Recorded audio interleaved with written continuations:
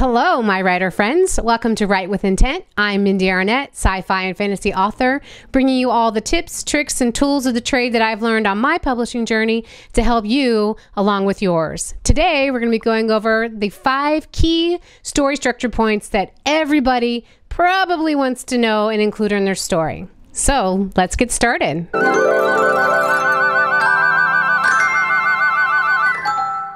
Okay, so I know that as soon as I start talking about story structure, that there are people out there that are going to roll their eyes and groan and just collapse to pieces about the idea that there is a story structure. That I am too old for this crap. There is kind of this map that stories follow, and there are some people that just really detest this idea that art and creativity does have kind of rules to it and structures to it, and I totally understand that. And actually, if you go back and listen to some of my previous videos, I talk about how I started off my writing that way, where it was anything goes, la-di-da, just write what feels good, move on to the next scene, and so on and so forth. And as I've talked about before, that ended in complete disaster for me. 160,000 word page novel that to this day I'm too ashamed to let my daughter read. And of course, my daughter is brilliant, which doesn't help, and she's winning writing awards and all these things. But that is another story we'll talk about later, maybe. But today, I want to talk about story structure and the reason why it matters. And not only does it matter, but also why it is such an important tool and the kind of tool that you need in your writer's toolbox if you want to write stories that sell and that, that resonate with people. Now, the reason why story structure is important and why you must include it is that stories, just like everything else in this world, have a basic shape that makes it identifiable as a story. In the same way that as human beings, if you take away all of our skin and our muscles and you get down to the bones, the basic shape of our bones are the same. You best start believing in ghost stories, Miss Turner. You're in one. So if someone has died 1,000,000 years ago and they dig them up, they can tell whether or not that is a human body or a chimpanzee or a dinosaur or whatever. So our very basic structural units of our existence determine what we are. And that is true of pretty much everything in the physical world, which stories are part of. So if you want a story that connects with people and that is recognizable, it needs to have the very basic shape of a story. Now, if you've done any reading on this, which I've done a lot, you will find that there are extensive story structures out there. There's some that have 22 steps. There's some that you can calculate and put in the number of words you're going to write, and it'll tell you exactly what's supposed to be happening at, 55% mark and so on and so forth. And while I have probably read all those books and certainly enjoy them and found useful things in each and every one of them, some of them can be overwhelming. So even the books that I'm going to talk about today that kind of helped me shape what I consider the top 5 points are worth a read, but it can also be a little daunting. So I'm going to go ahead and mention them now so that you can reference them later. So the primary book I'm going to draw on is Save the Cat Writes a Novel by Jessica Brody, and also Michael Haig's story structure and character transformation stuff that he writes about. I don't think he has any actual books, but you can go to his website and there's a lot of downloadable content. He does a lot of speeches and talks for writers. You can go and watch him on YouTube and other places. So for me, after combing through all of these resources, there are several others that I haven't mentioned that I have read, like Larry Brooks' I don't have the name of, I think maybe it's actually called Story Structure. I don't know. I need to go look that up. I've read his book. I've read John Truby. Of course, I've read Story by Robert McKee, which we talked about in a previous vlog, which again is well worth the read. Honestly, they're all worth a read. I've never come across a book on writing that I thought was useless. I think that part of being a good writer is to recognize how little that we know about writing and to realize that everybody who's a writer who has written has learned something that we haven't yet, and that you can learn something from everybody. And that includes all of those different books out there. But having combed through all of those books and having used a lot of those tools, including the Save the Cat Writes a Novel tool, someone out there has actually created a spreadsheet, some of you have probably seen, that does break it down and gives you all the page counts, how far, if you're going to write a 400-page novel, when does the midpoint happen, and it'll break all that down for you. And while I have played extensively with these on many different novels, now I'm to the point where I've kind of boiled it down to what I consider the key 5 points. These are especially useful when I am creating a synopsis. So if you're in the stage of getting ready to put together a synopsis to try and sell a book, these 5 points are necessary to write a solid synopsis, because they truly are at least they're what I believe are the key points of the story structure. So before I get into those points, I want to remind you that there are 2 journeys that your hero goes on. And we've talked about these before. There is the outer journey, which is a journey of destination. So this is where the hero is going to go accomplish something. They're going to beat the bad guy. They're going to rescue the princess. They're going to steal all the money and give it to the poor. You know, they're going to defend their home from invaders. You know, this is the stuff that your premise is about. These are the things that pique people's interest in wanting to listen to the story. This is kind of the it's called the promise of the premise, right? So that's the stuff that's going on in the outer journey. Well, while that stuff will bring the readers in, the thing that keeps the readers there is the inner journey, which is a journey of transformation. And I've said before, I struggle the most with finding that journey of transformation, but it is the most important thing to get, and it is what resonates the most with readers and kind of gives us a reason to read the story beyond the thrill and fun of whatever that premise is. And because it is a journey of transformation, that means that instead of going somewhere or accomplishing some physical goal, the goal is instead for the character to transform. And that, according to Jessica Brody's novel, her book, Say the Cat Writes a Novel, is that it is the hero needs to learn a life lesson in order to become a better person. So basically they're living the life in a wrong way. Like they've got something about them that we've talked about before. It's the ghost or the shard of glass that's teaching them a lie about themselves. And they need to learn the truth in order to lead a better life. So the story structure points that I'm going to go through identify key points in both the outer journey and the inner journey. So let's just remember that, and we'll come back to it again. Outer journey is destination. So it's the things that are happening, the action that's happening, or the plot. And the inner journey is about the transformation, which is the life lesson that the hero is learning throughout the story. And it's really the whole reason for the story. All right. So the 5 key points that I'm going to talk about, and these are a combination of familiar terms that are used in a lot of different books on the subject, as well as terms that I prefer and have made up, I think. I don't think I've seen them elsewhere, a couple of them. So just bear that in mind. So the 5 points are catalyst, embark, midpoint, all is lost, and the climax. All right, so I'm going to go through each one and kind of break them down and give you ways to use these for tools when you're writing your own novel. So the catalyst happens at roughly the 10% mark. And let me go ahead and put a big disclaimer here and tell you that these percentages are simply guidelines. The code is more what you call guidelines than actual rules. You do not have to actually hit 10% on your novel if it's a 100,000 word novel. You know, that 10,000 word doesn't need to be the moment when this exact thing happens. Just like we were talking about how human beings are all the same down at our skeletal level, we're all very different when we start adding in the layers and the looks. You might have a crooked nose. You might have ears that don't line up properly. You might be missing an eye. You might have been born without an arm. And that's fine. And that your novel is the same way. And honestly, that variation is what makes these novels unique and interesting. So don't get hung up on the word count. Remember that these are just simply guidelines. They're the ballpark. If you're in the ballpark of this range, you're probably doing okay. And so the catalyst happens at 10%. The catalyst is often called, sometimes it's called the hook. I've heard a lot of different words to use this, but for the catalyst, I like catalyst because it means here's where things start. This is where something happens to the main character that gives them the reason to start that outer journey. So I'm going to go ahead and rely on one film in particular to talk about this because it's a wonderful film and it makes this discussion very simple, and that is Wreck-It Ralph. And again, I use film instead of books because films are a little bit more easier to analyze because more people have seen them, and you don't have to, you can kind of view them in 2 hours, and that's easier to kind of put everything in your brain when you're doing something that quickly. So the 10% point is when the things get started. So in Wreck-It Ralph, the 10% point, Ignore the 10% stuff.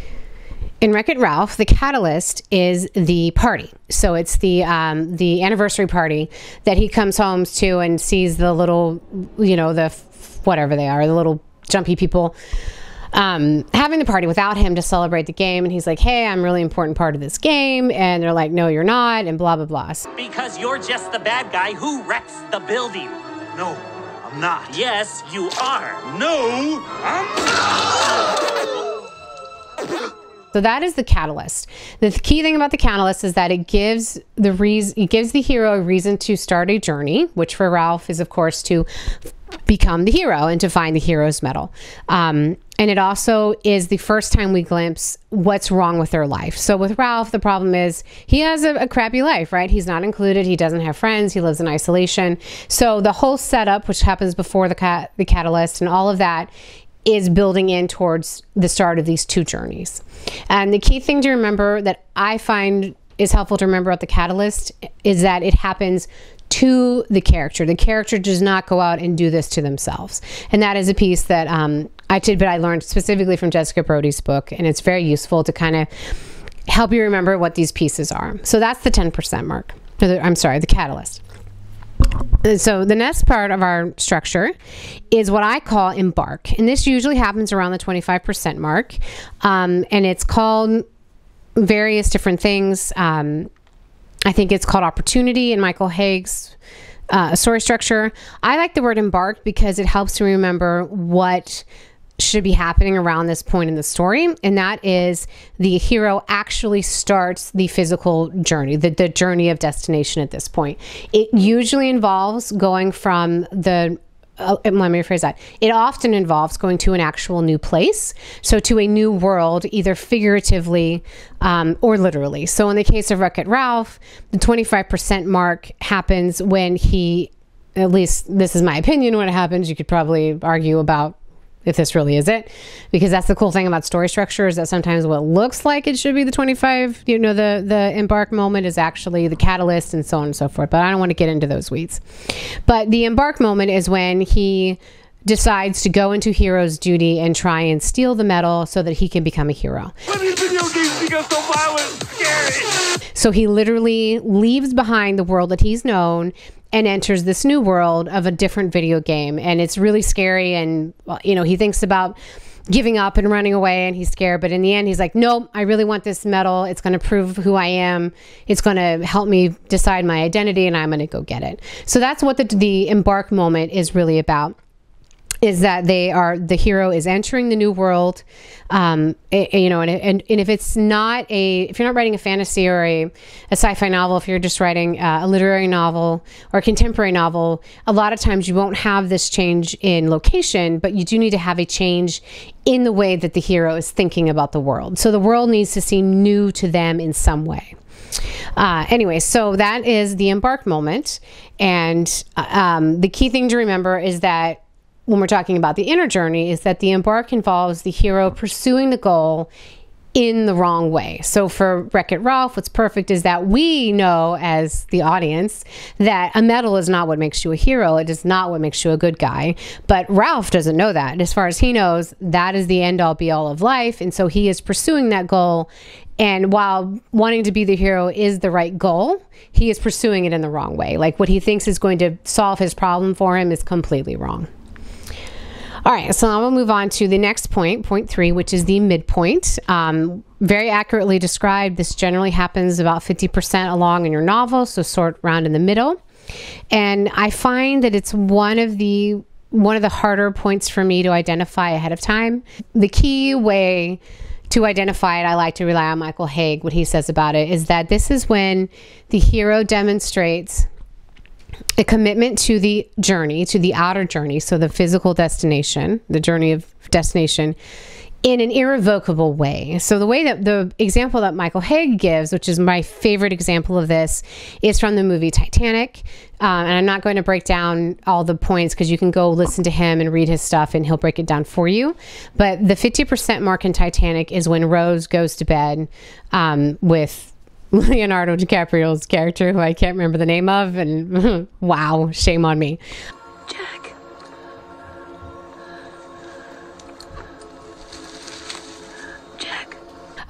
whatever his name is. But so she gives up her virginity, which in this time period is huge, right? She's engaged. She is really jeopardizing her ability to go back to the beginning. So that's kind of what the midpoint is for you. The midpoint is where you draw a line in the sand, and at this point the character can no longer go back to the status quo, to the life they were living before the story started. So this is when they are committed, and even if they want to go back, it's shorter to just go forward. So that's a way to kind of think about the midpoint. Now the midpoint it also usually involves a glimpse of what the hero's life could be like if they learn the life lesson. So to give you an example of this from Wreck-It Ralph, the 50% of the midpoint way is around the time when he decides to help Vanellope build the car. So he starts off and he's saying, if you go back and you watch that, it's very interesting. And he is saying, I don't create things, I destroy things. And she's like, well, you're gonna have to step outside of your comfort zone. I don't make things, I break things. Well, it looks like you're gonna be stepping outside your comfort zone then, Gladys. She uses those exact words, and that is a key. It really summarizes what the midpoint is all about. It is about that the character giving up their inhibitions to fully pursue this goal. And that's what happens with Wreck-It Ralph, because of course, as Vanellope is unable to, control the machine, he steps in and starts controlling it, and he ends up breaking it and everything. And it seems like it's going to be terrible, but then the kid's so happy. And so we get this wonderful scene where, Wreck-It Ralph, not only is he happy, but he has a friend and he's belonging, and we get this true glimpse of what it'll be like for him once he learns that life lesson of what it actually is to be a hero. I can't make things, I just break. I love it. You do? All right, after the midpoint, we have the all is lost moment, and this usually happens around 75%. And it's sometimes referred to as the moment of death. There's a lot of different, very dramatic ways to talk about this. And I can guarantee you that it is the easiest moment to identify in practically any film, although maybe not so easy in books. But in film, this is the moment when the hero hits rock bottom. So things could not be worse. The chance of the hero ever achieving the outer destination goal looks impossible. And they also, at this point, all the transformation that they've been doing to learn a life lesson also crumbles down, and they are just in despair. Life is over. And the example that we have in Wreck-It Ralph at this moment is after he has destroyed the car for Vanellope, which he did in the right way. He's learning the lesson that to be a hero is to do good things for other people and to try to protect them and to, do things that serve them. He didn't know that it was wrong. He didn't know that it was a lie, I should say. He really honestly believes that if Vanellope crosses that finish line, that the game's going to get shut down. So that's what starts the all is lost moment, but it doesn't fully hit home until after he's destroyed the car. Vanellope doesn't want to be his friend anymore and kicks him out, and then he returns to his land to realize, or his game, to realize that his game is shutting down without him, because this whole time he's been trying to prove himself a hero, he's really been an actual villain, because he's walked away from the people that need him in order for their home to be preserved. This is not what I wanted. I was just tired of living alone in the garbage. Well, now you can live alone in the penthouse. So this is the moment of where all is lost for Ralph. It truly, there seems to be no point in going on. He doesn't know what to do, and it's like game over. And then of course he sees the sign on the Vanellope's game, and all those things happen, and then he decides to make the final charge into the last part of the story, which now leads us to the final important structure point in your story, which is the climax. The climax is exactly what you think it is. It is when the hero has completely committed to their transformation. So they've learned the life lesson. So in this case, in Wreck-It Ralph, Ralph has learned that being a hero is not about having a medal. Being a hero, you're defined by what you do. So the actions that he takes is what makes him the hero. And his action, of course, in the climax is he's fighting Alan Tudyk's character, because again, I remember actors more than I remember character names. King Candy or whatever he is, or I I forget the name of his person. Excuse me. Alan Tudyk, anyways, who is wonderful.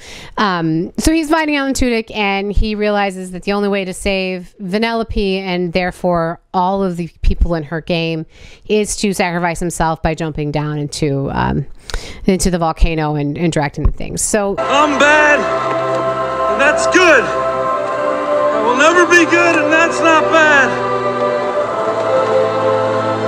There's no one I'd rather be than me.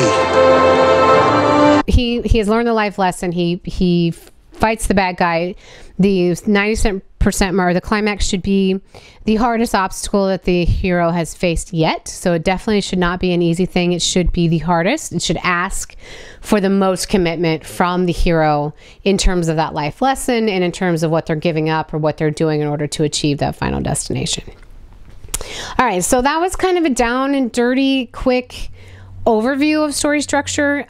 Again, this is just simply what the tools that work for me, that I use when I'm putting together my novels, and I have become to rely on these, especially when I'm doing a lot of my pre-writing. And as I've kind of said before, when I'm writing, I used to just willy-nilly do whatever, and now when I'm writing, I'm thinking intentfully and thoughtfully about these points that are coming, so that I can first of all reach them in an organic and thoughtful, meaningful way. You don't want to just stumble onto the structure, and you certainly don't want to manipulate the structure, because that loses, it makes it seem mechanic, and it loses that spontaneity.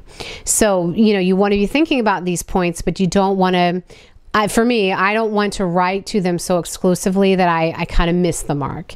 You end up with the law instead of the spirit of the law, if you know what I mean, like the legality instead of the actual what it's supposed to do. Remember that the story structure it serves you as the writer rather than anything else. Like, you don't serve it. So you're kind of the controller of how that happens, and it can be very, very easy to let it overcome you, or let it become a controlling point, and to kind of get lost in that mire. So I would caution you that don't be the person that just rejects story structure entirely and say that it's pointless, whatever.